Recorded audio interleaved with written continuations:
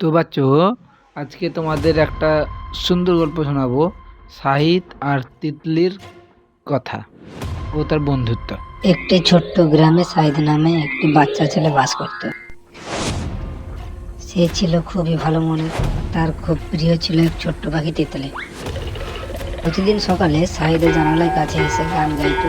সাইদও তার গান শুনে খুব খুশি হতো। একদিন তিতলি দেখতে পেল যে একটি বড় উল্লু পেঁচা তার পিছনে ছুটছে। এই দেখে তিতলি খুব ভয় পেয়ে গেল। সাইদ তিতলি ভয় দেখতে পেয়ে তাকে বললো, তিতলি তুমি ভয় পেও না, আমি তোমার পাশে আছি। সাহিদ তিতলিকে তার ঘরের মধ্যে নিয়ে এলো। খুব যত্ন সহকারে তিতলিকে রাখলো যাতে উল্লু পেঁচা তাকে আবার তাড়া করতে না পারে। কয়েকদিন পর উল্লু পেঁচা চলে গেল আর তিতলি আবার মুক্ত হয়ে উড়ে যেতে পারলো। তিতলি সাহিদকে ধন্যবাদ জানিয়ে আকাশে উড়ে গেল। শেখানো বিষয় হলো ভালো মানুষ। তাহলে বাচ্চো, তোমরা কি শিখলে? ভালো মানুষের সঙ্গে ভালো বন্ধুত্ব হয়।